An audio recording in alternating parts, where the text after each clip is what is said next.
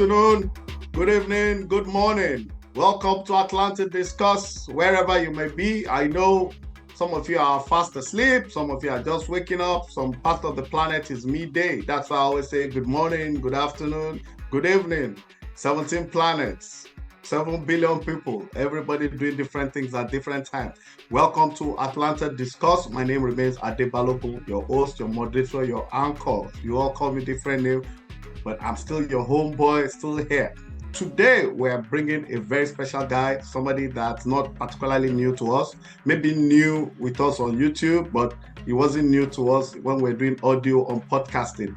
His name is Kenneth GBANDI. Kenneth is a fantastic guy. He was a senatorial candidate for the ADC party for Delta North at the last election.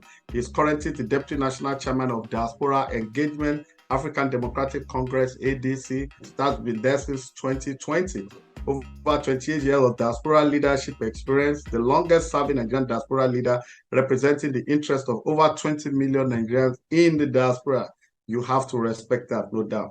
Elected member of Hamburg Senate Foreigners Advisory Council, committee chairman, and anti-discrimination to develop a comprehensive migration and integration concept for the state of Hamburg, Germany.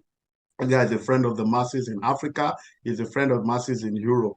You know, he's the founder and CEO of African German Information Center. Kenneth GBANDI, welcome to Atlanta Discuss. Thank you so much. It's a pleasure being on your program again. Are you in Nigeria or you're in Germany? No, I'm in Germany. Oh, you're in Germany. Okay, thank you. Welcome once again.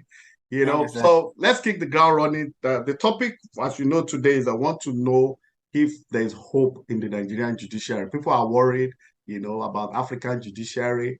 I've heard people say, what's happening to Trump today? If he was in Nigeria or somewhere in Africa, he's going to get away with it. That Nigeria is a country where anything goes.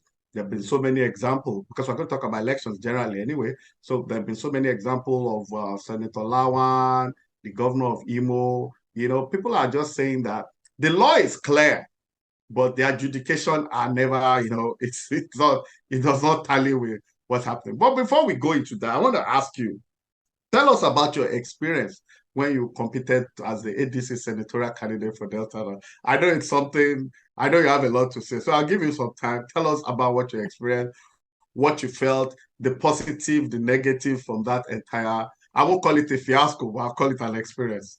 Over to you, sir. Well, thanks, bro, for the wonderful introduction. Again, thanks for having me on the program. Thanks for being the voice of the diaspora, especially from the US, the largest concentration of Nigerians outside Nigeria. And so it's a great experience in the fact that we believe that every experience is is something you learn from that if you really are very positive in what you want to do. The single reason why most of us from the diaspora decide to go back home is because we felt that this time around, with the electoral reforms, with the zeal to collect the PVC, like the old women, the youths, we felt that the votes are going to count this time around.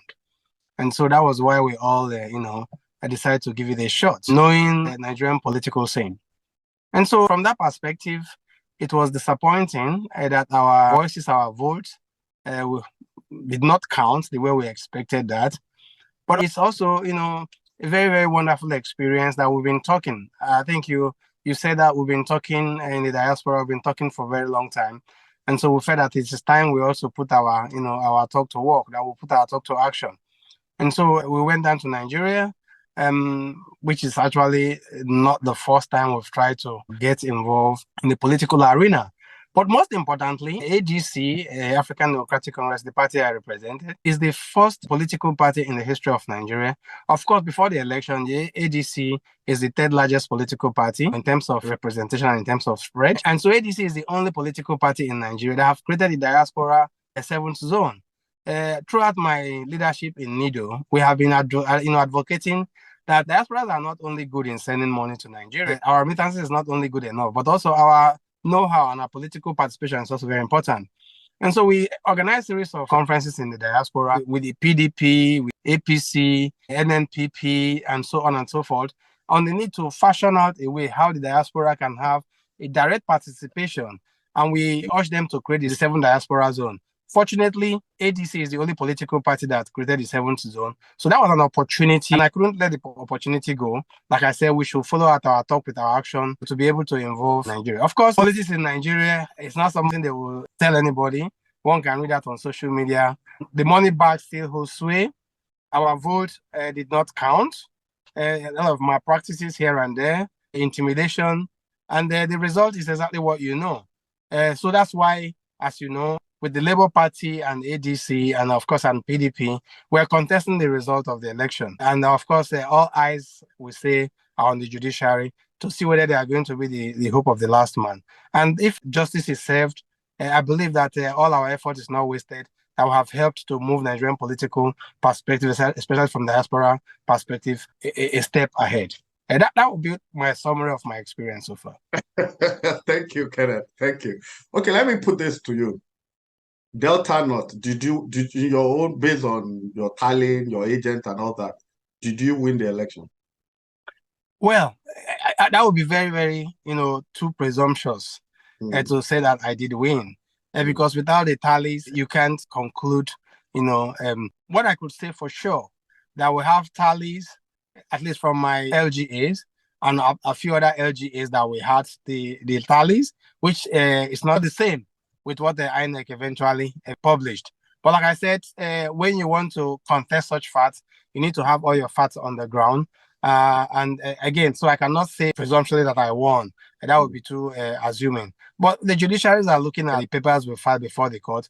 And as a Democrat and as a good citizen of Nigeria, as long as the case is before the court, I don't want to, to presume one way or the other.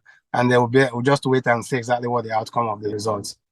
So clearly, you're saying that whoever has been declared vis-a-vis Delta North is not a reflection of what the people, it's not the reflection of who the people voted for. Well, what I have done so far, not only as a candidate, as a national deputy chairman contesting the federal government election, that is the national election, I have not sent any congratulatory message to any of the winners in Delta North or in Nigeria, because that would mean admitting that everything went well. So I will do the needful once the judiciary have taken a stand. And again, like I said, the judiciary is the final bus stop, the last hope of the masses. And I hope, like I said, justice will be served. And after the judgment, I'll be able to, to take a position on that. Fantastic. So, which goes to my next question: do you have hope in the Nigerian judiciary? And if yes, why? I have been 28 years in Germany, and we have a very strong adage in Germany, and it says, "Hope die last." I read one of the comments from Sheikh Husani on his Twitter handle, and I, got into reflection with what he said. He said that because a doctor did not perform an operation very well, does not mean that you're going to call the next time a carpenter to do that. You still have to call a doctor to perform the operation. And so the judiciary has not lived up to expectation. You've made a very couple of examples just a few minutes ago. But the judiciary is still the last resort. And so all eyes are on judiciary. We have had an excellent judgment in some cases in Nigeria. And our hope is that this time around that they will not disappoint. All right, I like that. I mean, that's a very patriotic statement, and I know. But now the general consensus is this. I mean, what baffles most of us is that in Kenya and Ghana, I'm not too sure of the duration, but it does look at those two countries. Kenya is East Africa, Ghana, our neighbor in West Africa. They adjudicate and expedite action in all elections cases before swearing in anybody. Do you think, based on the 2022 Electoral Act as amended, do you think that's an area we should look at? Because it does look like for anybody, especially for the president, for example, I mean, after being sworn in, you have a lot of work to do. Nigeria is battered, as we all know, almost beyond repairs. Anybody that comes into president at May 29 should kick the ground running and not be distracted, So don't you think it's better we deal with all these things? Because after all said and done, now I'm looking at what Wilisa Agbakoba, SAN said, former NBA president, said, that these things there's really no big deal in clearing those cases in Roma. So what's your take on all that? You have absolutely right. I mean, even a primary school kid understands that an issue as serious as the president of Nigeria, like you perfectly summarized, Once the president takes an oath of office, he should hit the ground running. There shouldn't be any need for distraction. And so we have a situation currently, we have a president that has been sworn in, which we are still contesting. And then you have these legal issues from the Chicago University, from the INEC, if they made the 25% in Abuja and the rest of them. These are very huge distractions. And I actually don't envy anybody, like you said, who's he's actually sworn in on those circumstances and who are battling these issues. If the legal luminary can actually say that it's not a big deal to do that before being sworn in, it's clear that's not a big deal. What we are saying is just a political tempering of the judicial system, where they try to bend hands to lobby here and there. But the good thing is that in all this situation, this is the first time that at least the judiciary is being put to test. This is the first time that election is being contested very well with facts on the ground. And I can tell you, no matter anybody who is trying to pretend for now, anybody who is sitting at the seat of the presidency as we speak today, it's not very comfortable. They know that. It's a very hot seat. Because if justice is done, anything can happen. It can go either way, 50-50.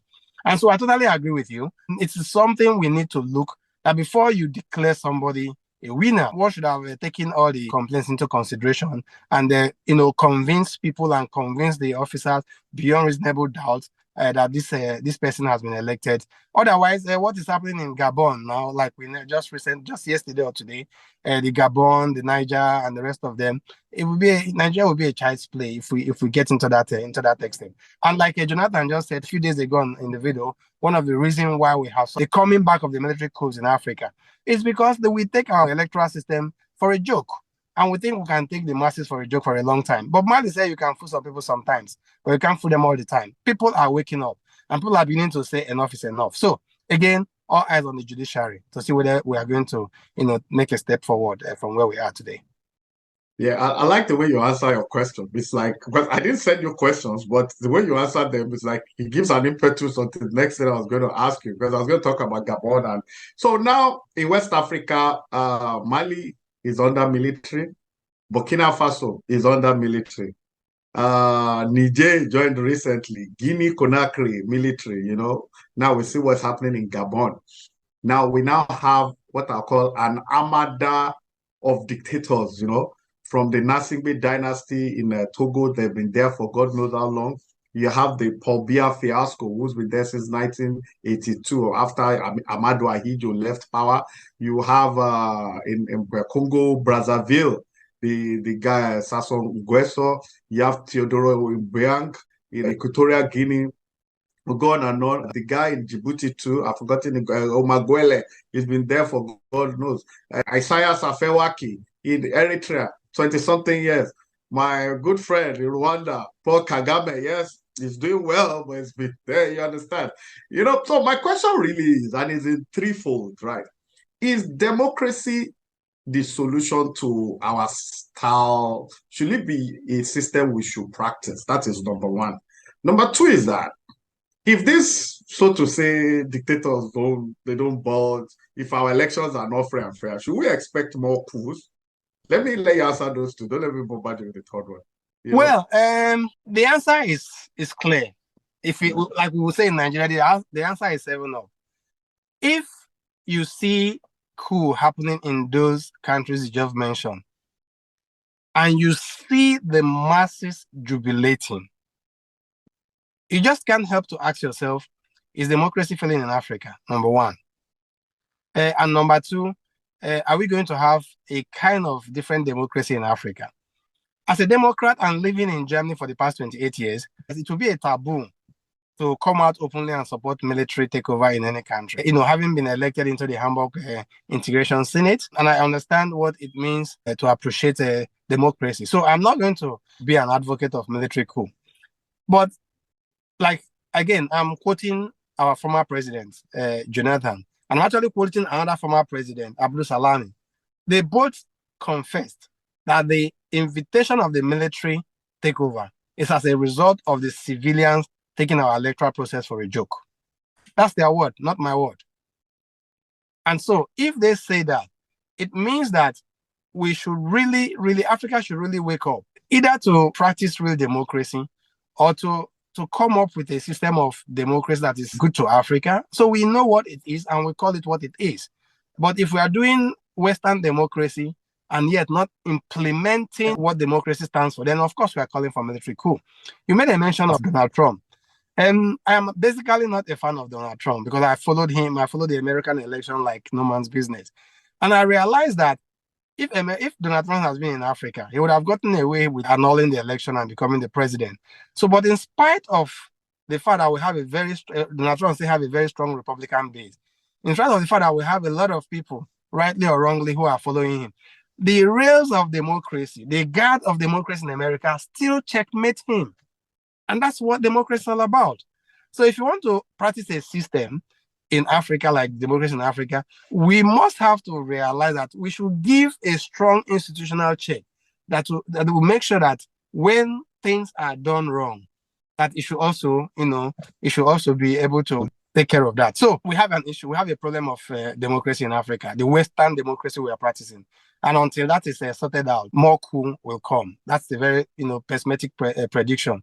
But like I said, with the acceptance of the public, I saw a video, I don't know if it's an old video, where in Gabon, the military are jubilating their commander, throwing them into the air and catching him up. I mean, it's a sight. Yeah, the recent one. Yeah, I know. It's a recent one. Mm-hmm. It's a sight you see and you say, something is wrong with African form of democracy. No doubt about it. And the prayer is that Nigeria will not be the next one. So I think I've talked too much and I lost the second part of the question. If you could no, it doesn't matter. You've done your bit. You answered the question of whether democracy is a good system of governance. And I mean, with the coups everywhere, if the supposed Democrats, the pseudo Democrats, or the dictators don't do what they need to do, it's just it's a no-brainer. There will be continuous upsurge of coups along the continent of Africa. In West Africa, we have about 5 already, if not 6. But it does look like they say, vox populi, vox Dei, voice of people, voice of God. So Absolutely. if a coup happens and people are rejoicing, well, your guess is as good as mine. Absolutely. But we also do know that, I mean, from the Nigerian example, that whenever there's a coup, people rejoice. After 6 months, everything changes and all that. And I think I watched some interview, I think it was General Babangida that said, it's the civilians themselves that play into our hands, Now, my next question to you is this. Everybody thinks the current constitution Nigeria operates starts with we, the people of the Federal Republic, blah, blah, blah, blah, blah. Now, I cannot remember, I mean, maybe you do, I cannot remember any time that they, the people, we, the people, us, the people, ever sat down to write the 99 constitution, I mean, I cannot remember. So my question is, do you think that constitution needs to be rejigged one way or the other? I mean, if your answer is yes, with reasons, of course, how do we go about that? Because it does look like no matter how well-intended any president, no matter the capacity, the capabilities of any president, the way the country is structured, I'm talking Nigeria now, the way it's structured constitutionally, it makes it difficult for all the deliverables to be attained. What do you think? I share very, very strong sentimental opinion. Those people who say that Nigerian constitution, the way it is a fraud. I share that sentiment. What do? I will give you, during my campaign, I gave I gave 3 strong reasons why the current constitution, the way it is a fraud and need to be overhauled. I gave example of Lagos State Governor Showolu. I think about 2 years ago, he went to Magodo to settle a problem between Magodo, the people in the estate, and the runners of the estate, something like that.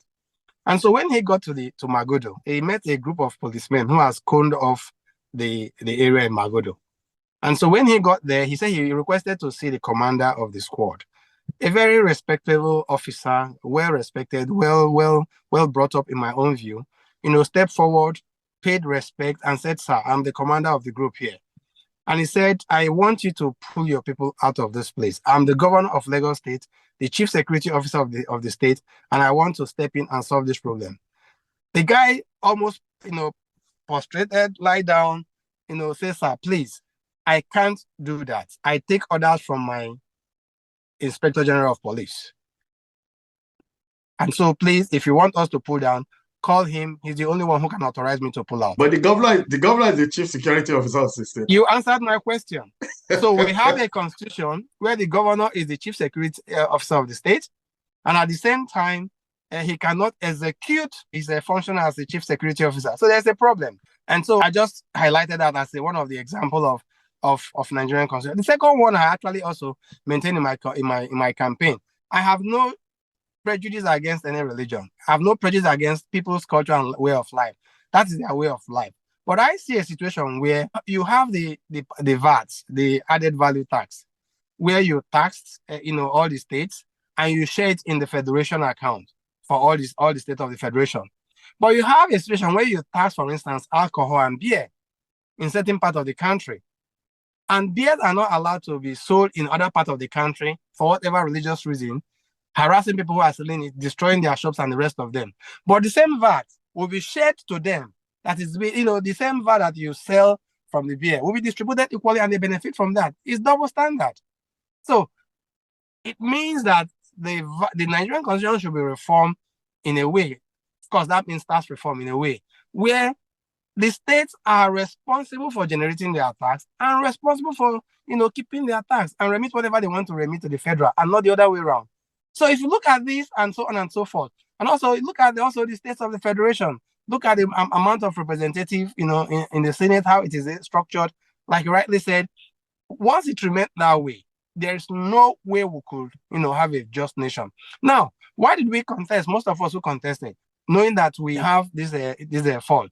I want to answer your question with one of our former presidential candidates, presidential aspirant, Professor Kingsley Moghalu, who was the former CBN deputy governor. When he was asked this question, is Nigerian constitution the way it is, right? He said, absolutely no. He said that they asked him, then why are you contesting there? He said, it's contesting because you need people with a mindset that understands that this constitution needs to be rejigged. It needs to be reformed. But if you leave the current political class we have currently, they do not have the political will to temper with that because they are benefiting from that. So if we're assuming that the current political class will, the way they are now, are going to, do something about the constitution, we'll have to wait for a very long time. So we need set of young minds, set of young politicians, set of diasporans, who are coming in there, I tell them when we are running for election, I'm not a desperate politician. I'm not going to do anything to win because I have what I'm doing in the diaspora. I came to serve. And if at the end of the day, it was not so successful, I'll still go back to the diaspora and keep serving my country from the diaspora to the best of my knowledge. And so people who want to, stay there with all costs, people who want to kill with all costs will not do anything to change the status quo because they want to still benefit from it. Let me put this to you. Yeah. Based on my personal research, and I actually just didn't look up online. I took a sheet of paper and just started writing public officers, president, vice president, senator, to the best of my knowledge from 1999 till date. It took me a while, I had to stop, come back. Why was I doing that? It was the word diaspora you mentioned. It does look to me, based on what I found out, more than 50% of political office holders from 1999 till date have some semblance of diasporaism in them. Either they went to school abroad, they have dual citizenship, or they have lived abroad. They've been a beneficiary of the first world. They've been a beneficiary of how the system works. Now, I'm not going to mention names, but most of these people, when they get back to the system back in Nigeria, they tend to even perform worse than those that are domiciled in Nigeria. So that diasporan toga, however positive it might sound, maybe for the Israelis, the Colombians, the Irish, for most people in the world, for Indians, most positively for Indians, it has not particularly been a positive thing for Nigeria. Because I can tell you off my hand, I'm sure you can, off your head too, you can say it now that at least 3 diaspora from, say, US or somewhere that have gone to serve in Nigeria or that are serving in Nigeria or all the public office in Nigeria that may be been to prison abroad or something like that. So my question to you that being a diaspora, does it really add value because you ran, you could have won. We don't even know yet if the court will, like you said, you could still go back and be the senator. So why is it like that? Why is it that people that live in developed society, they still get back and they do not fulfill or espouse what the society they're coming from? Is it that we're inherently dishonest people as Nigerians or as Africans that, I mean, I need your help there. There are two, from my perspective, there are two pillars to that angles to it. Yeah. The question is, when you mention certain people that has been in diaspora, you have to ask yourself, what have they done in the diaspora? And when somebody is schooled in diaspora and probably after 4 or 5 years of his studies, he goes back to Nigeria. Yes, he has passed through the diaspora has not passed through him. If there's somebody asks you as an individual today, in Nigeria, then you ask, we don't need a second opinion to know who you are and what you've been doing in the United States in the past years. And so we have also so many, diasporans like Professor Ejogo, like our former, Joseph, the former prof, may so rest in peace, who passed away in the United States. We have people like Gabe Okoye and the rest of them who are also doing very, very great impacts, United States. And you ask yourself, these individuals, they have left a record, they have left a mark, they have passed through the diaspora and the diaspora have passed through them. And I'm quite convinced that they will do differently in Nigeria compared to those who they have some affiliates of diaspora, but they have not actually been through diaspora. Look at people like Okonjo Iweala, who is a diasporan. Look at her record, both in Nigeria and outside Nigeria. Look at the ADB Adesina, ADB president. Look at his record, both in government and outside government. And I can also give a couple of examples of the diaspora who have actually made an impact. These are the true diasporas that we can look at and say, these are our role models in the diaspora.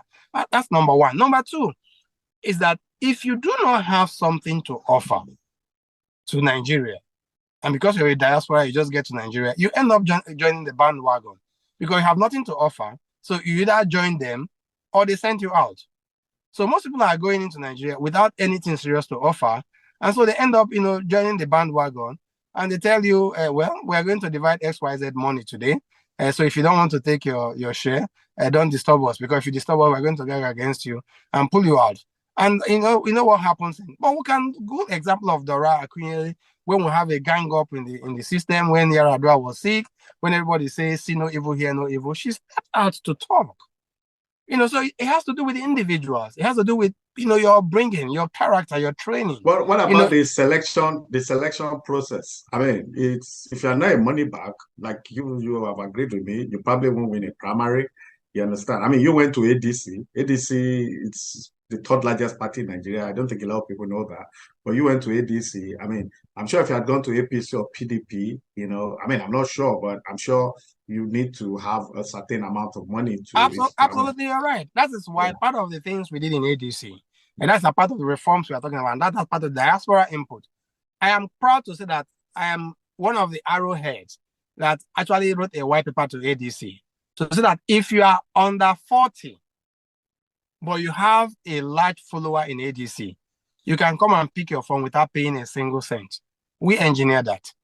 And that is why you have that ADC have the largest number of youth that contested, for this election. And so because we want to de-emphasize on the money bag. But again, we cannot say we failed because our vote has not seemed to have counted. If our vote have counted, we would have known if we failed or not. And so somebody will say, yes, you did that. You have youth, you have women, you have 75% of all the seats reserved for youth and women, but at the end of the day, how many of them won? I get the argument. But the argument is, did our vote counted? If our vote counted, then we would have known actually if we actually won or not. So part of this process we are having, no matter how difficult it is, I'm happy that I'm part of that process. We're going to challenge the something in judiciary. We are going to put more emphasis. We're going to put more pressure that our votes count either this time or next time around. It's a process. So I'm happy to be this part of this process. Again, when people realize that when they go to contest, it's not a do or die affair. That if they don't win it this time around, then they are giving up, and every experience they have gotten is up in smoke. No, I believe that national building is not a sprint; it's a marathon.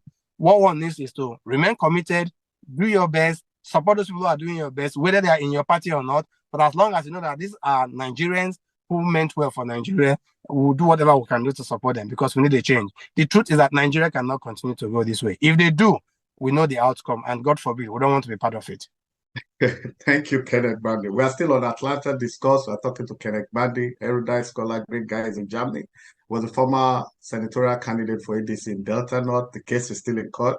So we could still, the chances that we'll address him by Senator Gbandi in the near future is still very, very high. So at Atlanta Discourse, we embrace all facets of humanity to disseminate positive news in a world filled with bad news. So we just go for the fact. We give a voice to the unheard always. We balance the information equation. We search and discuss the facts wherever it leads. We combine the best of the human race to get the best out of mankind. We serve as a bridge between the developing and the developed world. We discuss IT, sport, health, history, and faith-based issues. We do not shy away from the facts. So like I said, we're talking to Kenneth Gbandi, hopefully Senator Gbandi in the nearest future. Kenneth, you said it. Nigeria, we both agree Nigeria is better. Whether beyond repair, nothing, everything is salvageable. There's no situation that's not, I mean, it's only if you die, countries don't die. You understand? The worst case scenario is like probably in a bad state or they break up, but they still exist. Somalia is still there, Iraq is still there, you know, Vietnam is still there, you know, despite everything they went through. And look at Vietnam today, fantastic story, you know. So my question is, when you look at the parameters that determine what a failed state is, Nigeria is as ticked or as ticked or is ticking almost all of it. Health, security, education, I mean, electricity. You know, when you just look at indexes, parameters, all the, you know, the only producing country that doesn't have a functional refinery. We export what we don't have, we import what we have, you know.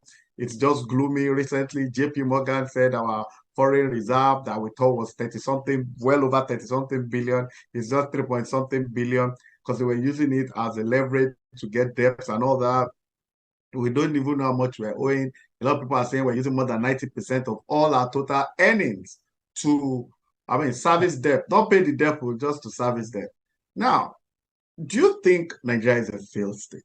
Because you know why? Let me tell you what I'm asking. I mean, I'm at my age, I can speak confidently about every Nigerian leader from Obasanjo 70 in the 70s as a military ruler till date. And even as young, I can speak on Shagari's government, Buhari, Babangida, you know, all the way to Abdusalam Abacha and all the way Obasanjo, Yaradua, Jonathan, Buhari, and President Tinubu. It does look like we're just going around in circles, the same thing.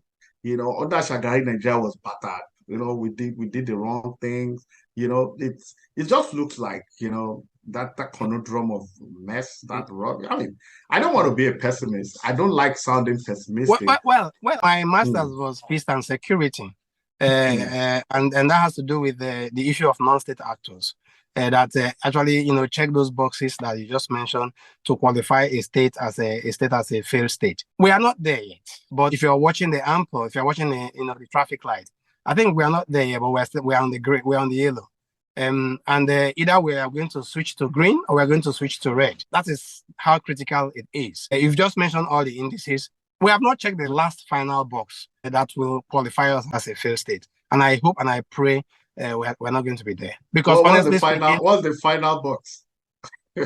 Well, when you begin to allow, you know, the non-state actors, not necessarily people who are carrying guns, when you allow people who are not legally elected, when you allow people, you know, who have all proof beyond reasonable doubt, you know, that they are not supposed to hold the offices they hold, and yet they start exercising power, then of course we assume that you have a non-state actors that have taken control of the nation, and then we work at the periphery of a failed state.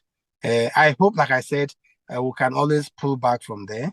I hope that we still, Nigeria have the capacity and what it takes to pull back from a failing state, and so that we won't be classified as a failed state. But like you said, poverty capital of the world, you forgot to mention that non-functioning refinery. You can keep naming them. It's actually not a good checkbox, and we're hoping, like I said, the final box will not be checked. Okay, let me put this next question this way. I mean, our elections, like you said, the results don't count, which is a big problem. You know, Yakubu 350 billion down the line. Over half of that money for the last election was supposed to be for technology, you know, and the technology we're told did not did not work. And in any sane country, and I know third world countries that same Yakubu will have been arrested. I mean, I'm worried that most of the people that are even returning officers that are messing up the process are professors, respected professors in our system. These are people that should even be, that should epitomize integrity, So just look at everything it's been about. Now, back to the judiciary, our results are not counting and all that. It's a big if, because for some reason I'm hopeful about the judiciary, For some reason I'm just very optimistic because I think it's clear to everybody now that it should not sink lower than this, So I'm hopeful about the judiciary. But now the question, the way I'm putting it is this. Do you think if the judiciary does the right thing, I don't want to mention name and all that. We all know what is good, bad, and evil, good, bad, and ugly. Do you think if the judiciary does the right thing, it's a reset for Nigeria, especially at the presidential level? Yes, I do. I honestly believe in that. I dare not say certain things online, so I will leave that to my own thinking. But you see, if the judiciary decide to do the right thing, in whichever format, in whichever way, in whichever connotation, but to reassure the masses that we can right the wrongs of the past. Whether it's going to be a rerun, whether it's going to be a form of a unity government, whether it's going to be anyhow, like I said, that's why I say I don't want to be in the contempt of being prejudiced to the current event. But if the judiciary comes out based on the evidence, based on a clear, court, what has been presented, and do justice to that, I think no matter whatever the outcome is, people will think this is a reset for us. And I hope and I pray it will be something that we can all live with. And nobody wants a disintegrated Nigeria. No, we don't want that. The consequences is worse than can be imagined. And so we hope that the judiciary will do the right thing to calm the nerves, to act on the evidences without being pressured from one side or the other, but to deliver a fair and a free judgment. If that is done, I absolutely agree with you. It's a reset for Nigeria.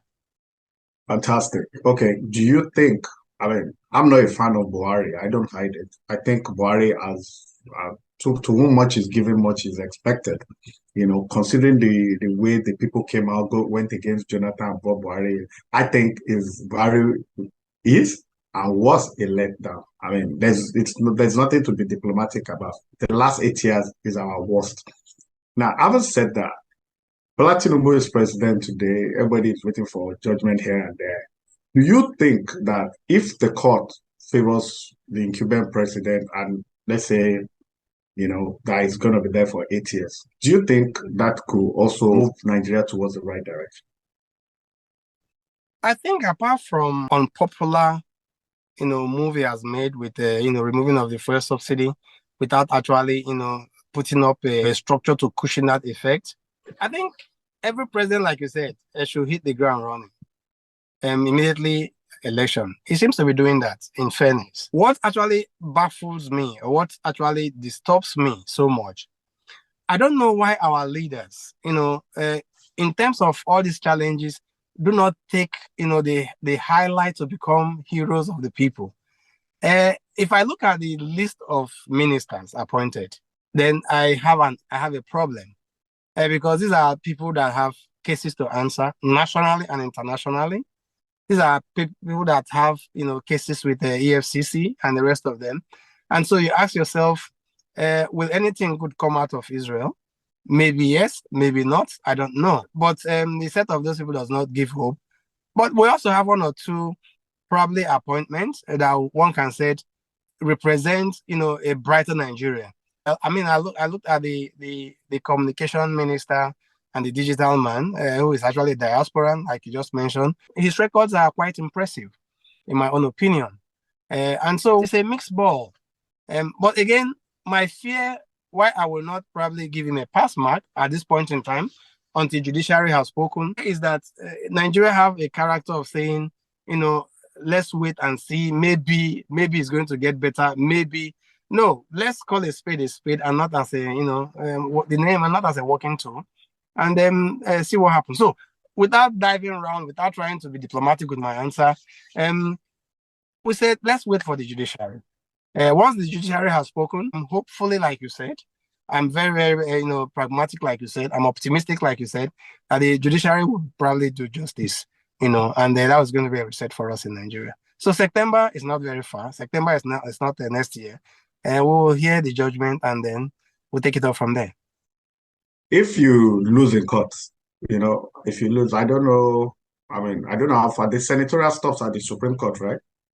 Well, what we actually, just to make it clear in case other people are listening, we are saying that the national election did not meet the requirements of the Electoral Act, and so we're asking for it not to be recognized. No, what I'm saying is, I know gubernatorial election, the last leg for the justice is Supreme Court, presidency is Supreme Court. For senatorial, where does it stop?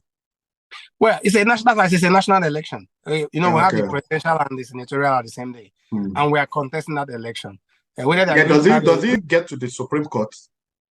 Yeah, I mean, that's the electoral panel. That's the electoral panel. Yeah. Okay, so my question on that is, if after all said and done, I mean, you don't get the ticket, you don't win in court, will you run again? Absolutely. Absolutely. I like that. I really like that. I like that. So final question. Yeah. I mean, we're very religious people. We're very, very, it looks like Africans are religious people.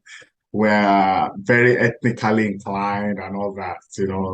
My brother, my town, my village. We go to the same church, we go to the same mosque and all that. Has it been a problem for us? Is it part of what's holding us back? Because when you look at a country like India, I can't help but referring to India all the time. India, the most populous democracy. Today, they're the most populous country in the world. They just overtook China. India was colonized by Britain, just like Nigeria. I mean, India, multi-ethnic, a lot of diversity, multi-religious. I always say it, Indira Gandhi was assassinated, the military didn't take over. If it was Africa, there would have been a coup. The son Rajiv Gandhi took over, it was equally assassinated. There was no coup in India. From that same India that was colonized by Britain, Pakistan came out. From that, you've seen the Bangladesh also come out. I mean, so it's also one of those my hydra-headed questions. And it's like, one is religion and ethnicity, one of the things holding us back. That's one. Secondly is, when you see what has happened in India, from India to India, Pakistan, and Bangladesh, now you have another Commonwealth experiment in Malay, which became Singapore and Malaysia. You go further, come to Africa, you see Sudan, another Leviathan, which is now North and South. I mean, I'm not a devil's advocate here, but do you think Nigeria is probably too large, too big? It's the largest concentration of Black people. Do you think there should be some sort of balkanization that would make things easier? So that's it. Religion and the balkanization. Yeah, religion, the abuse of religion is a problem in Nigeria. Absolutely, there's no two ways about it. You've answered that yourself. If you see a 9-year-old old boy or girl, doing dry fasting 6 to 6 because he wants to change something, and the same old age in India, in Pakistan, fondling with iPad in a tech industry, then you realize that one will end up praying from thy kingdom come, and one will move the world by bringing in new technologies and the rest of them. At the end of the day, we know, where the world is going to go to. And so I think the abuse of religion in Nigeria is a problem. Whether it's about balkanization of Nigeria, it's the constitution. We just said that a few minutes ago. If Nigerian constitution is allowed to run the way it should run, there's going to be a healthy competition within the states. And we're going to have a very, very glowing nation in terms of economy and in terms of good governance. But what we are doing is that we're expecting, some set of governors, some set of senators, House of Rep members who just go to Abuja and take handouts. So as long as they are taking handouts, you don't have the brain. They can utilize their brain, to think out something. So they're just waiting for every month to go and take some handouts. I know you probably have experienced that. Most diasporans, most Nigerians have taken projects to Nigeria. Well, immediately you've been to Nigeria, they're going to kill it. They're asking you, is there anything we can write and get money? If not for that, forget it. A country cannot grow like that. It's absolutely not possible. So it's the constitution that's the problem in Nigeria. We have the United States of America.